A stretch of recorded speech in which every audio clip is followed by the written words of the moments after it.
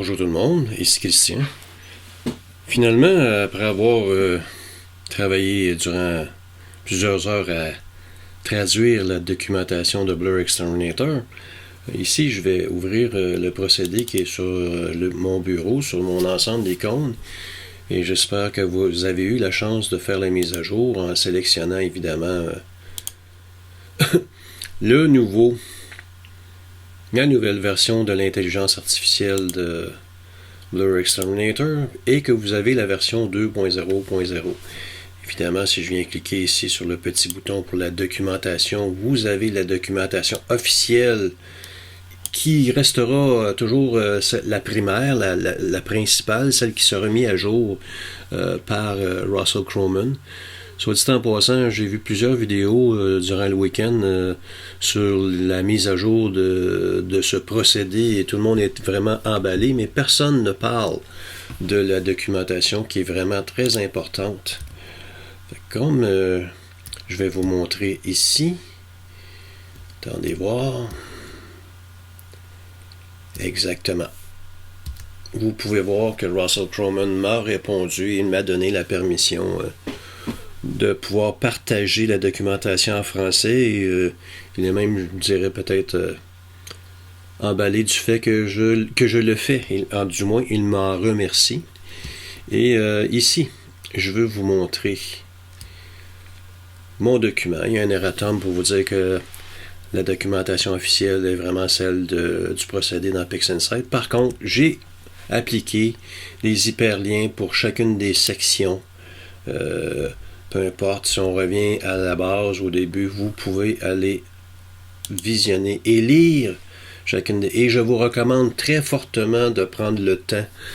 Même pour les plus aguerris d'entre vous, vous allez apprendre de nouvelles choses. Il y a quelque chose de vraiment très, très, très intéressant ici au niveau du flux de travail.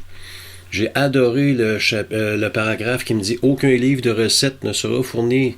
Cela reviendrait à supplanter une activité vitale de chaque astrophotographe qu'il devrait effectuer, à soit réfléchir à ce qui arrive aux données de l'image à chaque étape du processus et développer une compréhension non seulement de ce qui fonctionne et de ce qui ne fonctionne pas, mais aussi des raisons de cette réussite.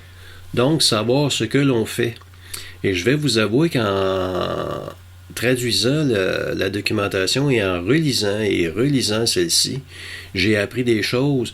Il y a des procédés qui ont changé dans Blur Exterminator. Si je reviens un petit peu à la base, on peut avoir le bouton corriger uniquement. Si je retourne dans mon application PixInsight, vous voyez ici Correct Only. Toutes les autres sont grisées, n'existent plus avec la version 2.0.0. Et ils vont être éliminés, ils vont être effacés dans des versions futures parce que ce ne sera pas nécessaire. Et pourquoi qu'on devrait corriger d'abord? Il y a plusieurs exemples. Si on va voir ici au niveau de l'entête, puis qu'on vient voir, attendez que je retrouve Mosaïque.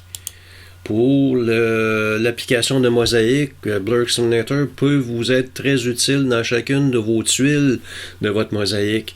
Comment on le fait? Avez-vous une caméra monochrome, une caméra couleur? Donc, plusieurs détails très intéressants à comprendre avant d'appliquer. Évidemment, vous pouvez vous en servir comme vous le faites depuis toujours. Mais moi, je suis en train de faire des vérifications au niveau de mon flux de travail et c'est possible que Blur Exterminator soit fait avant SPCC, par exemple, avant la calibration des couleurs, dans certaines étapes. Et par la suite, une fois que mes canaux sont combinés au niveau de ma caméra monochrome. Donc, vous allez avoir le lien pour pouvoir télécharger la documentation sur votre ordinateur. Prenez le temps de lire celle-ci, c'est 24 pages très instructives et en espérant que ça va pouvoir aider à l'élaboration de vos très belles photos astronomiques. Je vous reviens sous peu avec des exemples d'applications qui m'ont vraiment marqué et qui ont créé certains petits problèmes avec SPCC entre autres. En espérant que vous appréciez. À la prochaine.